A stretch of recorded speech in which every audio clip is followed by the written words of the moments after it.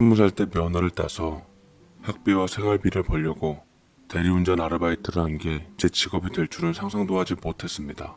사실 요새 취업이 어렵다 보니까 친구들 보니 변변한 대학 나와서도 원하는 기업 가기가 쉽지 않더라고요. 최근 TV에 나오는 모 요리 전문가가 운전기사를 모집한다고 했더니 하루에 800명이 몰렸다고 하더라고요. 저도 그 소식을 듣고 잘하던 운전 특기를 살려 운전기사 지원을 하게 되었고 현직에 몸담고 있게 되었습니다. 여기서는 그래도 제게 김 기사님이라고 님이라는 호칭도 붙여주고 최소한 존댓말은 써주는데 좀 나이 많은 분들은 초면부터 제게 찍찍 반말을 해대었습니다. 이름도 없었어요. 성 따라 그냥 김 기사가 제 이름이 되었죠. 아무래도 제가 운전기사이고 사장님을 모시는 사람이다 보니 몸에 예의는 배어 있어야 했고 항상 깔끔한 옷차림에 정중한 말씨, 운전하며 사장님과의 말동무를 해줄 수 있는 기본 상식 정도는 알고 있어야 했습니다. 저희 사장님은 뭐랄까 좋게 말하면 좀 까칠하다고 해야 하나? 성격이 좀 멍멍이스럽다고 해야 하나? 아무튼 첫 상사치고는 그렇게 유쾌하신 분은 아니었습니다. 유통 쪽에 나름 큰 회사를 경영하고 있었는데 나이도 사실은 저보다 2살이나 어린 놈의 시키라고 하는 건 뭐 상사니까 그렇고 아무튼 능력으로서 회사의 우두머리가 된 게 아니라 세상에서 제가 가장 부러워하는 금수저팔자라 사장님 위치에 오른 사람이었죠. 부모 잘 만나 엘리트 코스 밟고 외국 유학물까지 먹은 사람이라 지식은 빠삭하더라고요. 하지만 인성교육까지는 제대로 못 받았던지 허구한 날 제게 화풀이하고 온갖 갑질을 해대었습니다. 저는 전생에 나라를 몇 번이나 팔아먹었는지 내내 괄신만 당하는 팔자였고 사장님은 나라를 몇 번이나 구한 영웅이었던 건지 떵떵거리며 연신 거들먹거렸는데 인간은 적응의 동물이라고 그것도 먹고 살려고 붙어있다 보니까 적응이 되더라고요. 김 기사, 오늘은 어떤 꼰대 만나기로 되어 있었지? 나 왜 스케줄이 이렇게 빡빡해? 진짜 피곤해 죽겠네. 이럴 땐 클럽에 가서 실컷 몸이나 흔들어대고 오면 스트레스 풀릴 텐데. 사업보다는 음주 가무에 활약하는 사장님인지라 아무리 생각해도 제 전공을 잘못 찾아갔다 싶었습니다. 그럼에도 불구하고 사장이 그 자리에 있었던 건 딱 2가지였어요. 한 가지는 부모님 성화에, 또 한 가지는 사람들이 사장인 자신에게 절절매는 모습을 즐기려고 말이죠. 주변에 알만한 사람들은 얼마나 사장 속미가 못 같은지 잘 알고 있기에 주변에 알만한 사람들은 아무리 집안 좋아도 자기 딸을 사장한테 보내려 하지 않더라고요. 그래서 사장의 부모님이 원하는 좋은 집안 사람들하고는 사돈을 못 맺을 것 같았고 그 밑에 어느 정도 교육 잘 받고 먹고 살만한 집안 여식을 고르려고 마담들을 들들 볶았는데 그중 한 명 걸린 사람이었습니다. 사장님, 오늘은 저녁 때 선자리가 있으십니다. 약속된 레스토랑으로 모시겠습니다. 라고 하자 사장님은 비웃듯 한쪽 입꼬리를 올리며 뒤로 몸을 확 제꼈습니다. 오늘은 어떤 요조숙녀가 나오려나. 선짜리 사진 대신 초중고 학창시절 사진으로 대체했으면 좋겠어. 화장빨, 성형빨에 속아주는 척 하기도 힘들다니까. 그리고 어째 부모님이 픽한 사람은 죄다 스타일이 그렇게 올드하냐. 고고한 척 하면서 여태 내가 만난 다른 여자들이랑 다르다는 듯 튕길 생각이나 하고 내 맘에 들고 싶어 전화기 붙들고 애프터 신청 밤새 기다릴 것들이 웃긴다니까. 벨베 꼬인 심산으로 여자들을 평가하는 모습이 썩 좋게 보이진 않더라고요. 만나보지도 않았으면서 본인하고 인연이 어떻게 흘러갈지도 모르는 상대 여자를 굳이 보지도 않은 채 저렇게 폄하하는 게 좋을까 싶었어요. 아무리 배웠으면 뭐랍니까? 머리에 응가만 가득 찬걸요. 저는 하루 스케줄을 사장님의 선자리로 마무리를 지었고 집까지 모셔야 하니 기다리고 있었습니다. 그런데 고급 차량 운전석에 웬 연세 지긋한 남자분께서 기다리고 계시더라고요. 식당에서 나오는 환한 불빛을 이용해서 돋보기까지 쓴 상태로 책을 읽으시는데 아무래도 누군가를 기다리는 것 같았고 고급 차량을 보니 저분도 운전기사 같았습니다. 딱 봐도 노련해 보이기는 하는데 부디 연세까지 많이 드신 마당에 저처럼 사장 잘못 만나 괄신을 안 받았으면 했습니다.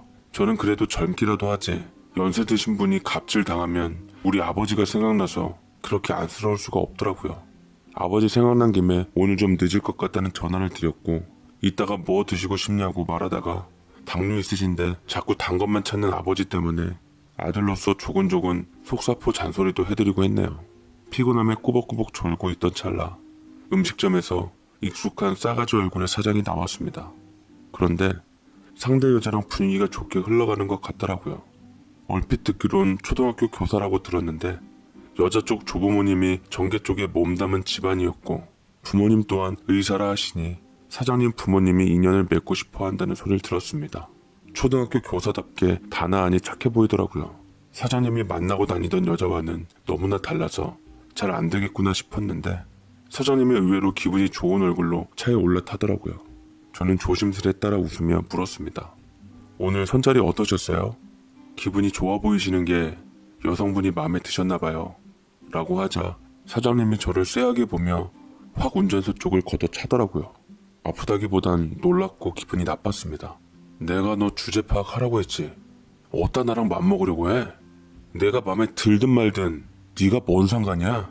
기분 좋았다가 네 면상 보니까 확 기분이 다운되네 라면서 지 친구한테 전화를 걸기 시작하는데 정말 그분이 마음에 들었던지 낄낄거리며 아주 쥐들끼리 난리가 났더라고요.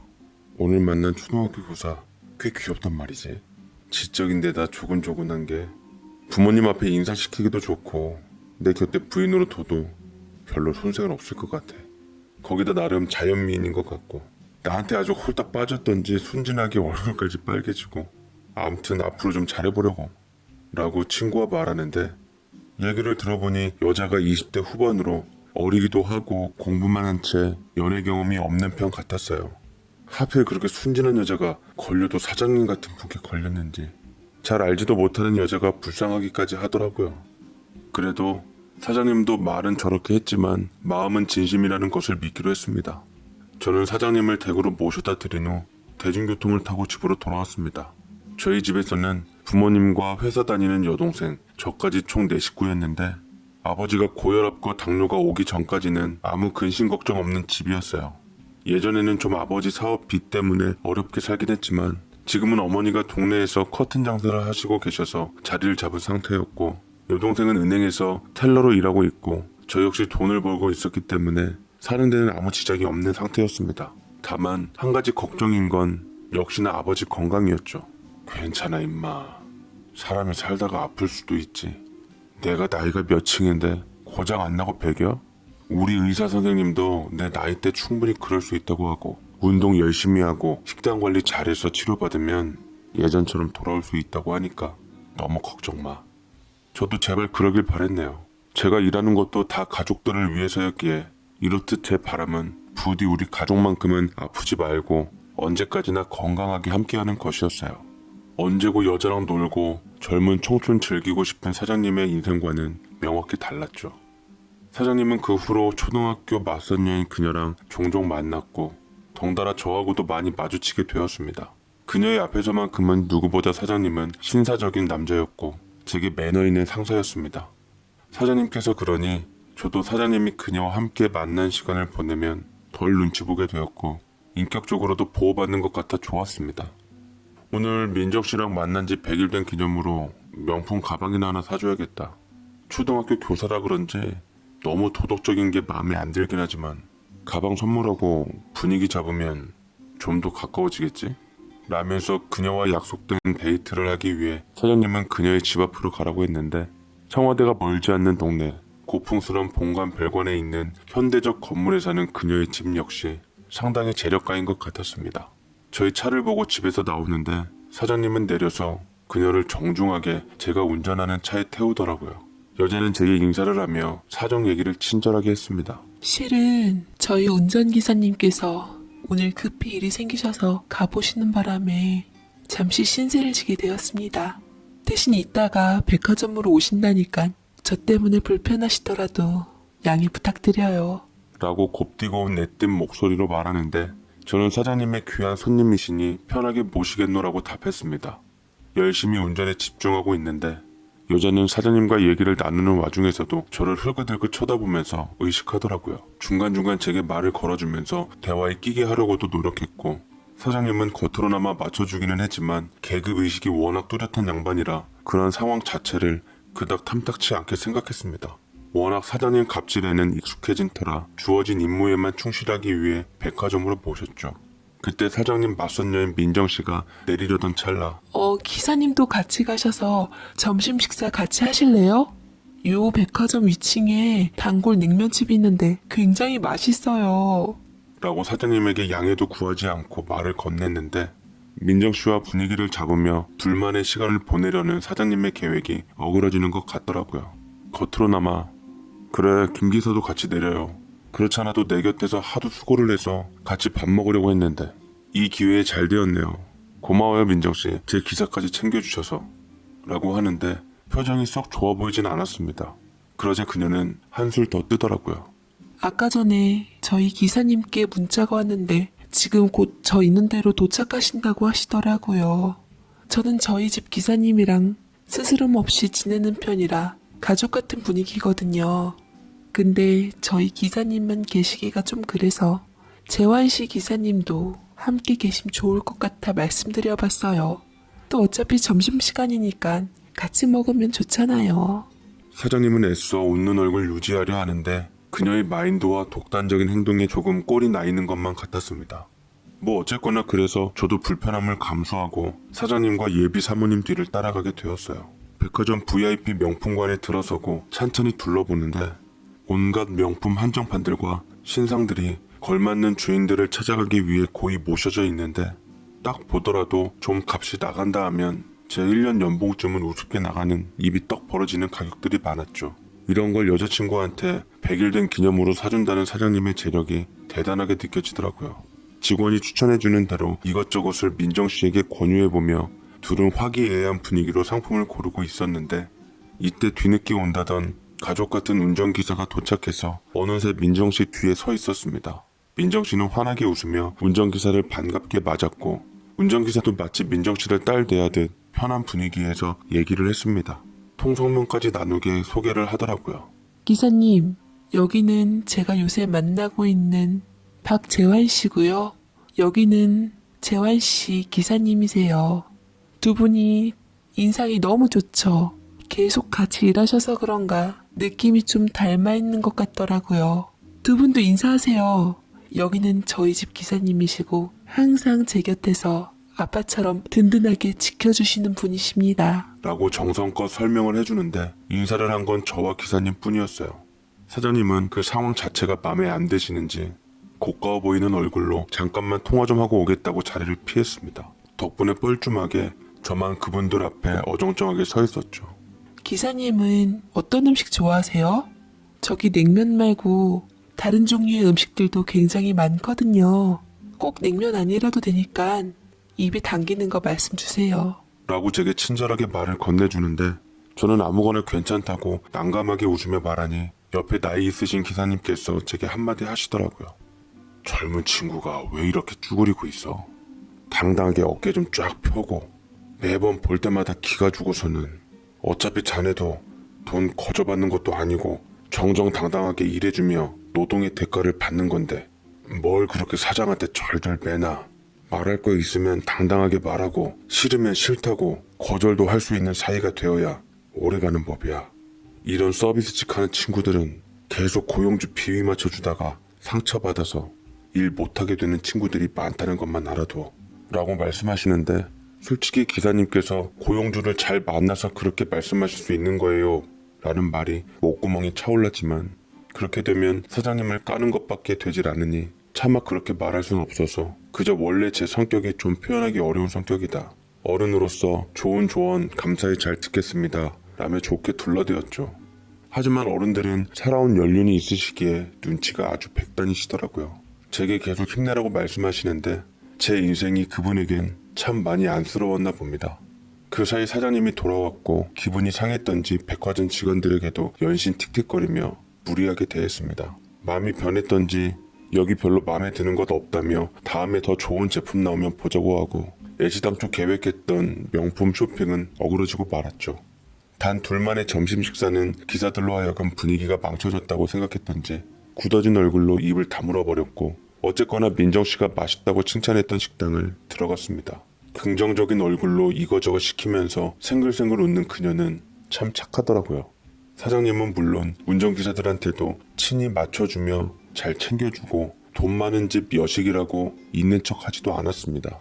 초등학교 교사라 그런지 도덕적이고 예의범절 바르고 참 네 집 딸인지 부모가 교육 잘 시켰다 싶었고 나중에 저도 꼭 저런 여자 만나서 결혼했으면 좋겠다라는 호감이 생기더라고요. 잠깐만요. 저 잠깐 실례 좀 할게요. 동료 선생님께 일적으로 연락이 왔는데 제가 잠시 확인해 볼 게 있어서요. 잠시만 기다려 주시면 금방 올게요.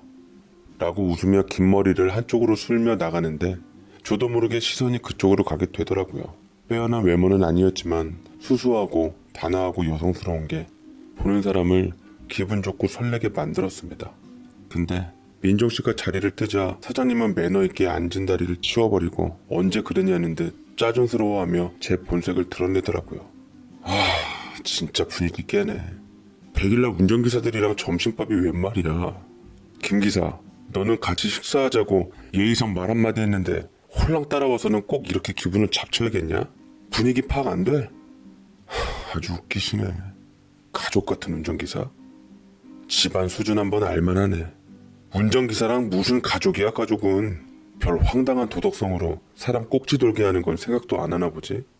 라고 저를 비롯해서 옆에 있는 민정씨네 기사님까지 들으라는 듯 얘기를 하니 그 기사님도 도를 지나친 언행에 참을 수가 없었던지 점잖은 말로 말씀하시더라고요. 사장님, 특별한 기념일날 귀한 시간 방해해서 기분 상하신 건 알겠는데 그래도 사람 앞에다 두고 그렇게 무안을 주시면 안 되지 않습니까? 저희가 운전기사 일을 하고 있지만 함부로 대하시면 안 되죠. 누군가의 소중한 가족이고 아들이고 아버지인데 오죽하면 캠페인도 있겠습니까? 옛날로 치자면 머슴도 아니고 하인도 아닌데 최소한의 예의는 대접해 주시고 대해 주셔야지 스스로가 더 돋보이지 않으시겠어요? 사장님께서 이러시면 결국은 부모님 욕먹이는 꼴밖에 되질 않아요. 가까운 예로 민정 씨는 제게 한 번도 이런 적이 없었습니다. 그러자 사장님이 뚜껑이 열려가지고 아예 대놓고 노발대발하며 운전기사의 멱살을 잡더라고요. 뭐야? 사람이 점잖게 가만히 있으니까 가만히로 보이냐? 네가 뭔데 얼굴도 한번 우리 부모님 욕을 하고 난리야? 감히 네가 내 앞에서 우리 부모님에 관해 교육관을 운운해? 건방진 인간 같으니. 민정씨네 집안 어른들께서 운전기사를 살살 달래가며 맞춰주니까 뭔가 가족이라는 착각을 한 모양인데 사람 새로 뽑는 것도 얼마나 귀찮은 일인 줄 알아? 내가 민정씨랑 결혼하면 제일 먼저 당신부터 해고할 거야. 그리고 절대로 이 바닥엔 발 못 붙이게 할 거야.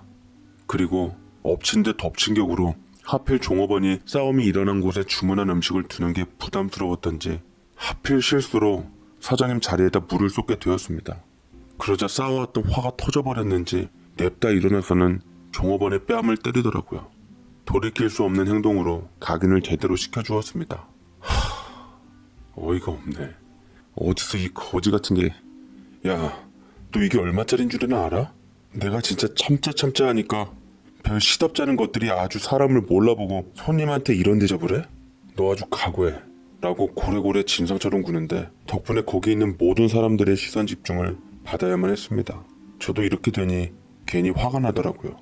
일자리를 지키기 위해서는 끝까지 참고 모른 척하는 게 맞았지만 저는 결국 사장님을 온 힘을 다해 말리며 종업원한테 분풀이를 하려는 손을 잡았습니다. 너 이거 못 나? 이 자식이 내가 누군 줄 알고. 야, 너 잘리고 싶어? 너 아주 간이 배 밖으로 나왔구나. 사장님 이제 그만 좀 하세요. 사장님을 위해서 드리는 말씀인데 이러다가 진짜 큰일 나시는 건 사장님 쪽이라고요.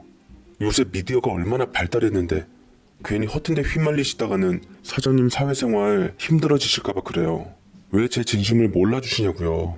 하지만 이미 뚜껑이 열려버린 양반은 제가 아는 나부랭이 말 따위는 귀에 들리지도 않았던지 때리고 치고 아주 난리도 아니었습니다. 네, 그렇게 돼서 결국 말로는 경찰서였죠.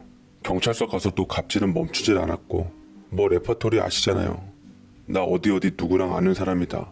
당장 윗사람 불러와라. 너희 모두 옷 벗게 하겠다. 진상 오브 진상들 중 레전드 최고봉이었더랬죠. 뒤늦게서야 이 사실을 한 민정씨는 결국 연애 100일 만에 모든 관계가 깨끗하게 정리가 되고 말았고 저는 운전기사직에서 잘렸으며 사장님은 전혀 반성의 기미가 보이질 않아 법원 재판으로 넘어가서 사회봉사 시간까지 선고받고 말았습니다. 하지만 그때 사장님을 말린 제 용기 있는 모습에 민정시내 운전기사 아저씨는 10년 묵은 채증이 후련하게 내려가셨는지 제게 엄지척을 올리시며 빙그레 웃으셨는데 그 미소가 저 역시 통쾌해서 한동안 영웅심리에 취해 살았습니다. 허나 곧 각박한 현실이 제게 닥치고야 말았죠. 졸지에 좋은 보수직 일자리 놓치고 여기저기 다른 기사직을 알아보는데 저에 대한 소문을 사장이 어떻게 퍼뜨렸는지 정말로 채용이 안 돼서 저는 백수신세에서 벗어나질 못하게 되었습니다. 당시에 그냥 좀 참을걸 하는 후회가 밀려왔죠. 엄한 데 끼어 나섰다가 괜히 일자리도 잘리고 돌아오는 건 없고 이게 뭔가 싶었습니다. 그러던 찰나 아버지는 제 사정에 대해 물으셨고 저도 아버지와 간만에 소주나 한 잔 마시면서 답답함을 하소연했는데 아버지는 저를 기특하다며 등을 툭툭 치더라고요. 사내 놈이 살면서 뭐 그런 일 갖고 그래. 돈보다는 난 우리 아들이 여태 그런 부당한 대접받으며 이랬다는 게 더 화가 난다. 사람이 처음만 참기 쉽지 나중에 그게 쌓이다 보면 다 화병으로 돌아올 텐데 그 스트레스를 다 어떡하려고 했어. 너도 이참에 다른 길 알아봐라. 요새 평생 직장은 없는 법이야. 세상에 직업이 얼마나 많은데 아직 젊음이란 무기가 있지 않니. 우리 아들은 분명 잘해낼 거라 믿는다. 라며 위로해 주시는데 전 아버지의 말씀에 끄덕이며 괴로운 마음을 술로 달래고는 새로운 길을 가겠다고 다짐했습니다. 제가 뭘 좋아하는지 뭘 하고 싶은지에 대해서 생각은 해봤는데 선뜻 내키는 것은 없더라고요. 그러던 찰나 아들, 아빠 약 타러 병원 가야 하는데 얘 장기를 살려서 운전이나 해줄 수 있냐? 차비는 후하게 쳐주마. 라며 농담삼아 말씀하셨는데 저는 백수인 아들 둬서 좋은 건 곁에 둘 수 있는 거 아니겠냐고 언제든지 모시고 가겠다고 답하며 병원으로 아버지를 모시고 갔습니다. 농담이었지만 씁쓸하긴 하더라고요. 아버지 친구 아들은 대기업이다 공기업이다 좋은데 취직하고 부모님들 세대에선 자식 자랑하며 사는 재미가 있으시다던데 저희 아버지께 그런 재미를 뺏은 못난 아들이 된 것만 같아 죄스러웠죠. 암튼 그렇게 병원을 모시고 가서 대기를 하다가 아버지 순서가 되어서 들어갔는데 잠시 후 아버지가 문을 열고 제게 손짓을 하며 정찬아 너 잠깐만 들어와 봐라. 선생님께서 널 잠깐 보자시는구나. 의사 선생님이 절 보자 하시는데 보호자를 왜 부르나 혹여 아버지께 무슨 일이 생겼나 덜컥 겁이 나더라고요. 제가 간이 작고 약하긴 해요. 좀만 이상해지면 놀라는 걸 보니 어쨌거나 별일이 아니길 바라며 조심스럽게 문을 열고 들어갔는데 근데 저는 눈앞에 의사 선생님을 보고 눈이 10배쯤은 커지고야 말았습니다. 아저씨, 아저씨가 어떻게 여기에? 그보다 아저씨 민정시내 운전기사 아니셨어요? 라며 말하고 있는 제 눈앞에는 전문이라는 타이틀을 단 의사 가운을 입으신 운전기사 아저씨가 계셨고 저는 이분이 비로소 그때 진짜 민정시의 운전기사가 아니라 의사라고 얼핏 들었던 그녀의 친아버지임을 알게 되었습니다. 잘 지냈지? 난 절대 속인 건 아닐세. 난 운전기사가 맞아. 우리 딸 전용 운전기사.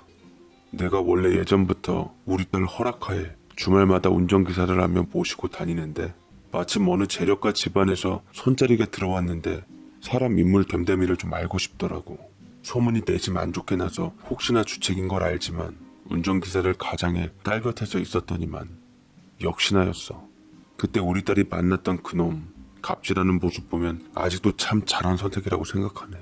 만약에 사람 볼 줄 모르는 우리 딸만 보냈다면 많이 후회했을 거야. 라고 말씀하시는데 전 아직까지도 얼떨떨 하더라고요. 정말 그 운전기사분이 사실은 사장님 장인어른 되실 분이셨다니. 그것도 우리 아버지 다니시는 병원 담당 의사 선생님이기도 하셨고요. 참 특별한 인연이라면 특별한 인연이더군요. 그렇게 다시 인연이 닿아서 그날 저녁 시간이 되어 아버지와 저 그리고 의사 선생님은 같이 저녁 식사를 하게 되었고 그 자리에는 제 눈에 참 바르고 예쁘게 보았던 민정씨까지 나와 함께하게 되었습니다. 사람이 인연이 어떤 식으로 올지 정말 모르는 것 같아요. 그녀는 교사답게 제게 진로에 대한 코칭을 해주었고 자신의 일인 양 꼼꼼하게 자료 조사를 하며 제 적성을 찾아주라고 애쓰더라고요. 고마웠습니다. 그녀가 저보다 한참 어렸지만 누나 같은 든든함도 있었고요. 이 일을 계기로 오빠 동생하며 잘 지내게 되었습니다. 그녀가 오랜 고심 끝에 제게 권유한 건 바로 공무원이었어요. 모든 과학적인 테스트 결과 성격적으로나 적성적으로나 공무원이 제격이라고 나왔다며 적극 추천하는데 늦었다는 생각이 좀 들긴 했지만 그녀가 워낙 강력하게 추천을 해주니 저 역시 왠지 하고 싶고 하면 될 것 같더라고요. 그래서 지금은 수험생 신분으로 노량진에서 공부하고 있습니다. 요새 하도 세상이 뒤숭숭하기도 하고 마음이 해이해질 찰나였는데 제 인생을 전반적으로 한번 나열해보는 시간을 가지니 새삼 정신이 번쩍 드네요. 간만에 머리 식히면서 앞으로의 각오도 다지게 되고 좋은 시간이었습니다. 얼른 제가 공무원이 되어서 부모님 앞에 당당한 자랑스러운 아들이 될 수 있는 날이 빨리 오길 바라봅니다. 제 사연 읽어주셔서 감사합니다. 안녕하세요. 저는 35살이고 공무원으로 근무하고 있습니다. 저는 이혼 후 쌍둥이였던 아들 하나를 외롭게 키우고 있네요. 이혼한 제 예전 아내는 외항사 항공사 승무원으로 근무하고 있었습니다. 비행기에서 운명 같던 순간을 스친 날, 여행지의 낭만적인 분위기를 틈타 저는 그녀에게 용기를 갖고 다가갔습니다. 허나 그녀는 결코 쉬운 여자가 아니었고 몇 번이나 좋은 말로 거절하더라고요. 저는 포기하지 않은 채 그녀의 마음을 얻기 위해 계속 두드리다가 나중에는 그녀의 호감을 사는 데 성공해서 우리는 첫 데이트를 하게 되었습니다. 제 직업으로 인한 딱딱한 이미지를 주지 않으려고 일부러 재치 있고 유머러스한 분위기를 만들었어요. 술잔을 서로 기울이다가 우리는 분위기에 취해서 함께 지냈습니다. 그런데 그 다음날 그녀가 사라졌더군요. 예의상 남길 법한 그 흔한 쪽지 한 장도 없이 가버렸습니다. 쉽게 놓칠 수 없었던 그녀였기에 마음이 서글펐고 가슴이 아려서 몇 날 며칠을 괴롭게 보냈어요. 일상으로 돌아와 회사를 다니며 원래 생활로 돌아오려던 찰나 그녀가 딱 4개월 정도 후 제게 연락을 다시 해왔습니다. 그동안 잘 지냈어요? 할 얘기가 있어서 다시 연락드렸어요. 그토록 듣고 싶었던 목소리가 막상 들리니 어찌해야 할지 모르겠더라고요. 저는 떨리는 마음을 안고 그녀와의 약속 장소에 1시간이나 먼저 나와 노심초사한 심정으로 기다렸습니다. 거울을 몇 번이나 봤는지 옷 매무새를 얼마나 체크했는지 모르겠어요. 그리고 그녀가 약속한 시간에 맞춰 단정한 정장 차림으로 제 앞으로 다가왔습니다. 그녀의 존재만으로 당황한 저는 애써 마음을 진정시킨 후 태어난 척 했습니다만 곧 그녀의 청천벽력 같은 말을 듣고 정신을 놔버리고 말았습니다. 나 임신했어요. 쌍둥이라고 하네요. 당신의 아이예요. 라고 하는데 머릿속이 상당히 복잡해지더라고요. 어떻게 말을 해야 할지 잠시 혼란스러운 기색을 내비치자 그녀는 예상한 반응이라는 듯 책임지란 말을 하러 온 건 아니었어요. 그래도 아이 아빠니까 알아둬야 할 것 같아서요. 라고 일어서려 하는데 저는 그녀를 붙잡았습니다. 책임질 일을 했는데 책임을 회피하고 싶지도 않았고 그녀를 놓치는 건 더더욱 싫었기 때문이었어요. 그녀도 제 마음을 받아들여 주었고 저희의 만남은 자연스럽게 선남 선녀 커플이라며 다른 사람들로 하여금 부러움을 샀습니다. 저희 부모님께서도 예비 며느리를 마음에 들어 하시고선 혼전 임신에 대해 오히려 축하한다 하셨습니다. 결혼 준비가 일사천리로 진행되었을 때쯤 어느 날 제게 낯선 번호로 전화가 왔어요. 목소리가 굵직한 좀 나이가 있어 보이는 듯한 남자였던 것 같아요.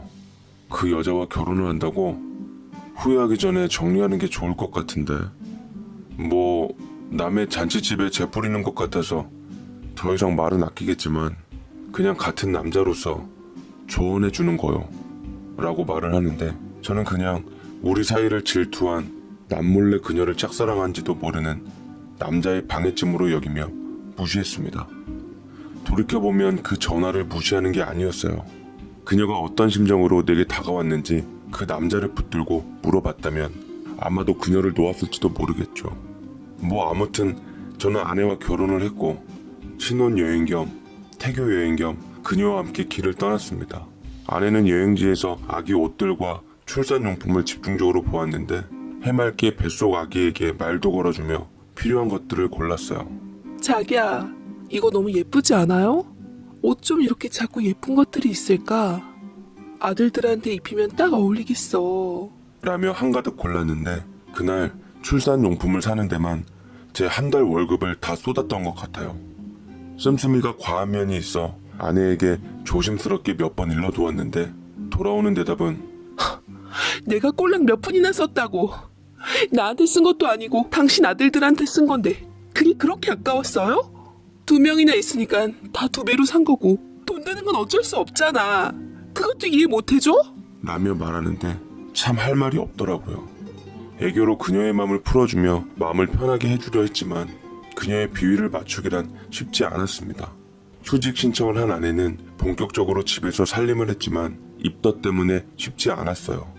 너저분하게 집이 어질러져 있었고 뱃속 아이를 품고 있는 아내를 나무랄 수만은 없어 퇴근해서 피곤한 상태로 집안일까지 해야만 했습니다. 그렇지만 아내는 그것도 마음에 안 들었었나 봐요. 당신은 왜 이렇게 사람을 불편하게 해? 아줌마 쓰면 안 돼? 자기가 하는 집안일들이 너무 서툴러서 신경 쓰인단 말이야. 미안해. 그치만 공무원 월급 얼마나 된다고. 외벌이에 사람까지 쓰긴 어려워. 내가 더 잘할게. 참, 그런 벌이 하면서 어떻게 나 같은 여자한테 대시할 생각을 했어? 나 애 낳고 전업주부로 살려고 했는데 그럼 지금처럼 아등바등하며 살아야 한다는 거야? 화난다 정말. 라고 임신을 한 상태로 집을 자주 나가버렸습니다. 아내를 붙잡았지만 소용없었고 저를 힘들게 하는 아내에게 실망해서 저도 잡질 않았어요. 그러나 저희 어머니께서 저를 말리시더라고요. 새아가한테 얼른 전화해서 마음 좀 풀어줘라. 집안일은 엄마가 다 해줄 테니 넌 아무 신경 쓰지 말라고. 너희 아버지 달마다 연금 나오는 것도 있으니까 그것도 내가 좀 보태주마. 저희 아버지도 공직밥을 드셨던 터라 연금이 계속 나오고 있었거든요. 두 번 생계비인 그것마저 제게 보태주신다며 아내를 데리고 오라는 말에 저는 못난 놈인 걸 뻔히 알지만 어머니의 말대로 할 수밖에 없었습니다. 여보, 미안해. 내가 다 잘못했어. 어머니께서 당신 신경 안 쓰이게 집안일도 계속 도와주실 거고 우리 아버지 연금 나오시는 것도 좀 보태주신대. 그러니까 이제 집으로 돌아가자. 응? 라고 얘기를 했고 아내는 저를 죽일 듯 노려보다가 마음이 영 내키질 않는 눈치였지만 집으로 돌아오긴 했네요. 허나 잘해보려고 들어온 것은 아니었던 것 같습니다. 그 이후에도 아내의 정도는 도를 지나쳐갔습니다. 어머님, 이거 이렇게 화장실을 대강 닦아놓으시면 어떡해요? 물기도 남아있고 하마터면 미끄러질 뻔했잖아요. 저번에도 말씀드렸었는데 아니면 저 작정하고 지금 골탕 먹이시려는 거예요? 아니다 얘야, 내가 그럴 리가 있겠니? 눈이 어두워서 내가 잘못 본 모양이다. 다시 닦아놓을 테니 진정하고 앉아서 쉬려무나. 우리 손주들 괜히 마음 다칠라. 라고 며느리에게 저처럼 절절 매시는데 정말 끌어오를 때가 한두 번이 아니었어요. 도대체 날 왜 이렇게 힘들게 하는 건지, 다른 아내들도 임신하면 다 이런 건지. 아내가 믿고 원망스러웠지만 그래도 아내를 사랑했고 뱃속 우리 아들들을 사랑했기에 가진 횡포에도 참을 수밖에 없었습니다.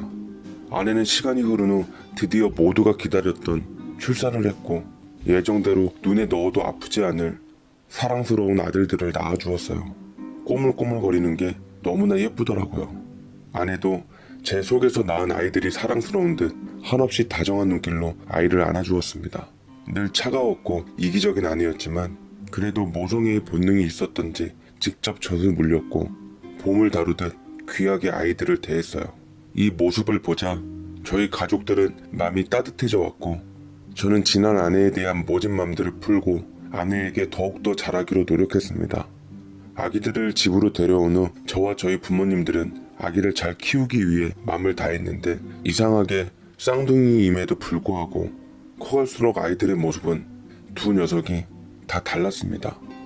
한 녀석의 얼굴에선 분명히 제 모습이 보였는데 다른 한 녀석은 머리카락도 곱슬이고 눈도 작고 아내와 제 모습 둘 다 보이질 않는 것이었습니다. 아내도 이처럼 다른 모습에 석연찮은 눈빛으로 아이들을 보곤 했습니다. 아내는 아이들을 낳고 반년 정도가 지나자 다시 밖으로 돌기 시작했어요. 쌍둥이 중 한 녀석을 유난히 챙기며 나갔습니다. 그래서 제가 남은 한 녀석을 보고는 돌아오는 아내에게 조심스럽게 얘기해 보았죠. 여보, 경준이만 데리고 나가지 말고 하준이도 가끔 데리고 나가면 어때? 하준이도 엄마 많이 찾더라고. 하준이는 밖에 나가서 엄청 떼쓴단 말이야. 순한 경준이 보기 쉬워서 데리고 나가는 건데. 왜? 어머니께서 하준이 보기 힘드시대? 나더러 같이 데리고 나가라셔? 날이 새워진 아내의 말에 다시 꼬랑지를 내리고선 아니라고 그냥 혼자 있는 하준이가 딱해 보여서 말해 보았다고 얘기를 했습니다. 아내는 그 이후에도 경준이만 데리고 외출을 했고 외박까지 서슴지 않았습니다. 외박을 하고서도 도통 연락이 안 되니 정말 환장할 지경이더라고요. 예감적으로 아내에게 다른 남자가 있다는 생각이 들었고 저는 집안을 샅샅이 뒤지며 어딘가에 있을 외도의 증거를 찾아내려 했습니다. 그리고 저는 아내의 옷 주머니 속에서 명품 라이터 한 개를 찾아내었습니다. 담배를 피지 않는 아내가 이런 라이터를 갖고 있을 리 없을 테니 아내는 남자가 있는 게 분명하다고 생각했습니다. 다른 건 다 용서해도 딴 놈이 있는 것만큼은 도저히 용서가 안 되었습니다. 불현듯 결혼 전 낯선 남자의 전화를 기억했어요. 혹여나 그 남자가 아내의 남자인가 싶어 제 지난 핸드폰에 통화한 적을 찾아 헤맸습니다. 그리고 찾아낸 그 번호로 전화를 걸어보았어요. 신호음이 몇 번 가더니 그 남자가 받았습니다. 저인 줄 알고 선전포고를 하더라고요. 그동안 내 여자랑 사느라 행복했지? 내가 그러니까 그 여자랑 결혼하지 말랬잖아. 그 여자는 내 여자고 당신 같은 사람이 범접할 수 있는 여자가 아니라고. 이제 그 여자 돌려줘야겠어. 내 쌍둥이 아들들도. 라고 말하는데 심장이 쿵 떨어지면서 설마 그 아이들까지 내 아들들이 아니었나 싶어 피가 거꾸로 솟더라고요. 저는 남아있는 쌍둥이 아들 유전자 검사를 당장 진행해 보았는데 그런데 우리 아들은 제 핏줄이 맞았습니다. 정말 다행히도 말이죠. 그 남자가 자기 아들이라고 착각하는 모양새가 참으로 우스꽝스럽더라고요. 아들이 더욱더 사랑스러워졌고 아들만큼은 절대로 뺏기지 않으리라 다짐했습니다. 돌아온 아내는 기다렸다는 듯 제게 이혼 서류를 내밀더군요. 더 이상 참지 말고 우리 이혼하자. 당신이랑 사는 거. 나도 너무 힘들어. 라면서 얘기를 했는데 저는 이혼 서류를 아내의 얼굴에 던지며 내 아들 경준이마저 데리고 오면 그때 이혼하겠어.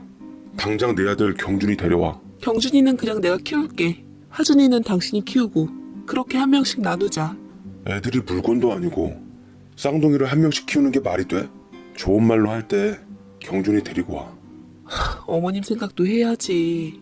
당신이 키우는 것도 아니고 어머님께서 키울 게 불보듯 뻔한데 두 아이 키우는 거 만만찮아. 어머님 힘드신 거 괜찮겠어?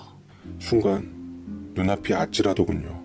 욕심 같아선 둘 다 제가 키우고 싶었지만 애들 어린이집 가기 전까진 연세 드신 어머니 혼자 아이들을 돌보고 키우셔야 할 텐데 아내에 대한 복수심으로 더 이상 애꿎은 어머님을 희생시킬 수는 없었습니다.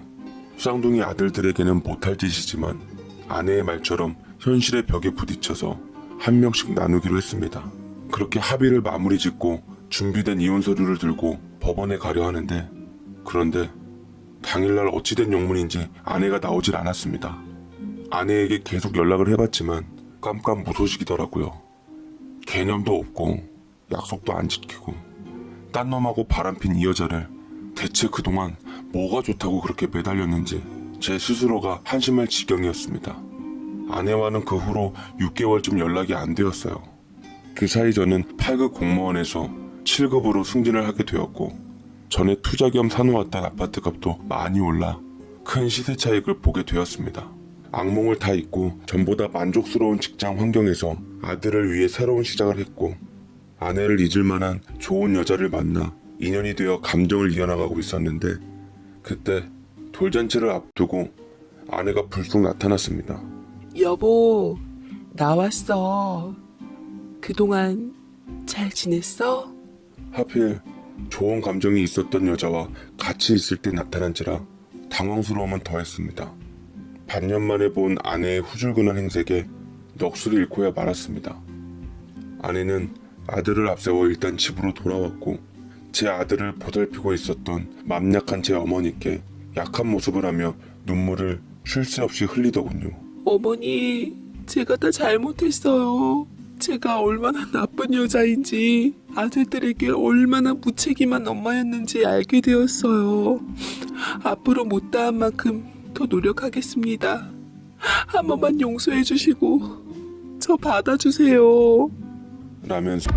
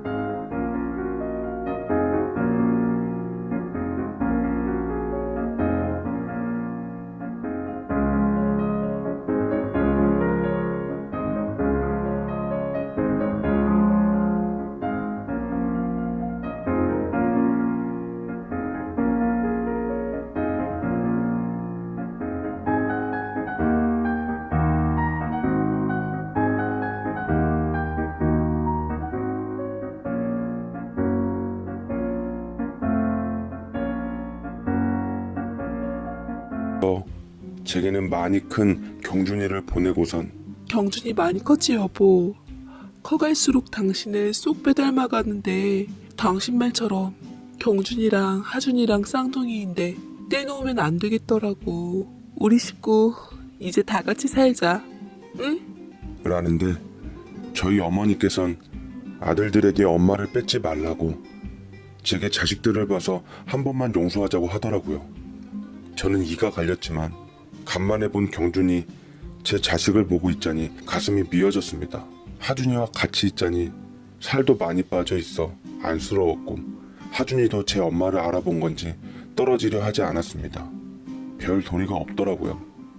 저는 결국 아내를 받아들이기로 맘먹고 죄는 미워하되 사람은 미워하지 않기로 노력했어요. 아내는 돌아와서 한동안 약속처럼 잘했습니다. 작심삼일이라고 생각했는데 아내는 정말 잘하려고 노력했어요. 무너졌던 신뢰는 조금씩 회복되기 시작했고 아이들 돌잔치 후 가족여행도 다녀왔습니다. 쌍둥이 아들 둘이 같이 노는 모습을 보자니 보는 것만으로도 행복하더라고요. 아내도 흡족해 보였습니다. 그렇게 우리의 가정은 회복되어 가고 있는 듯 싶었는데 어느 날 제가 퇴근했을 무렵 반갑지 않은 손님이 제 앞을 가로막더군요. 굵직한 목소리에 유달리 덩치가 컸던 그 남자, 바로 아내의 남자였습니다. 수염도 안 깎고 꼬질꼬질한 행색이었는데 눈빛이 낯이 익었습니다. 네, 바로 제 아들 경준이의 눈빛과 흡사 닮아 있었어요. 난데없이 등줄기에 소름이 돋더라고요. 미안한데 우리 아들들은 내놔야겠어. 내가 지금 사업 실패 때문에 도망다니는 신세가 되었지만 그 아이는 우리 집 종손들이라 당신 품에서 키울 순 없어. 경준이뿐만 아니라 하준이까지. 내 아들들 내놔 라는데 저는 헛소리 말라고 하준이는 분명 내 아들이고 경준이도 내 아들이다. 못 믿겠으면 하준이의 유전자 검사표도 보여줄 수 있다 말했죠. 그러자 남자는 그럴 리가 없다면서 주머니 속에 있던 유전자 검사표를 제게 들이미는데 저는 보고도 믿을 수가 없었습니다.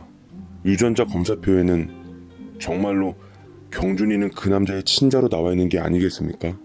저는 이 말도 안 되는 일에 정신이 혼미해졌고 둘 중 하나는 분명 조작된 유전자 검사표다 싶어 저와 그 남자는 쌍둥이들의 유전자 검사를 다시 의뢰한 후 모든 일의 중심에 있는 아내에게 진실을 요구했습니다. 그러자 아내는 난감한 듯 그간 숨겨왔던 얘기를 할 수밖에 없었습니다. 원래는 내연남과 서로 사랑하고 결혼을 앞둔 사이였지만 결혼을 앞두고 홧김에 싸워 제게로 온 것이었는데 나중에 이 사실을 안 내연남이 이별을 요구했다더군요. 아내는 뒤늦게 아이를 가진 것을 알게 되었고 하필 시기가 비슷해서 누가 애아빠인 줄 몰랐던 그녀는 해선 안 될 선택을 하고 말았습니다. 그 남자한테 버림받은 후 아이를 지키고 싶어서 저를 찾아와 아빠라고 했던 건데 아이를 품고 있는 10달 내내 스트레스로 인해서 예민함이 극에 달했다고 하더군요. 그때 내연남은 아내에게 손을 내밀었고 아내는 옛사랑의 바람의 향기에 스며들고 말았습니다. 아내는 조마조마한 마음으로 태어나자마자 유전자 검사를 해봤는데 아내도 상상치 못한 일이 발생했던 거죠. 바로 뱃속 쌍둥이들의 아빠가 둘 다 다른 희귀한 경우였던 거고 아내는 이를 기회로 삼고 아이들을 이용해 두 남자 사이를 적절하게 줄타기를 했던 겁니다. 그리고 부유했던 내연남의 사업이 하루아침에 망한 후 사랑을 쫓아 애인의 아들만을 데리고 다녔던 아내는 결국 사랑보단 현실을 택하며 반년 만에 그 아들을 이용해 제게 돌아왔던 겁니다. 그 남자도 저도 말문이 막혀 그 자리에 주저앉았고 그 남자는 조용히 아무 미련 없이 떠나더라고요. 저는 아내에게 다시 이혼을 요구했고 아내는 제게 잘못했다고 두 손으로 싹싹 빌었지만 이미 깨진 그릇이었고 온갖 정남이가 떨어진 탓에 다시 붙일 생각도 없었죠. 결국 우리는 이혼한 후 아내는 경준이를 데려가게 되었고 저는 하준이를 키우게 되었습니다. 쌍둥이들은 부모의 업보로 인해 찢어진 형제 사이가 되었지만 어찌 되었든 각자의 환경에서 잘 살아나가고 있습니다. 비록 싱글 파파이지만 우리 소중한 아들 보고 있는 것만으로도 달고 행복하네요. 부디 아내 손에 자랄 내 아이의 형제인 경준이도 사랑 속에서 잘 자라주길 진정 바라고 소망합니다. 제 사연 읽어주셔서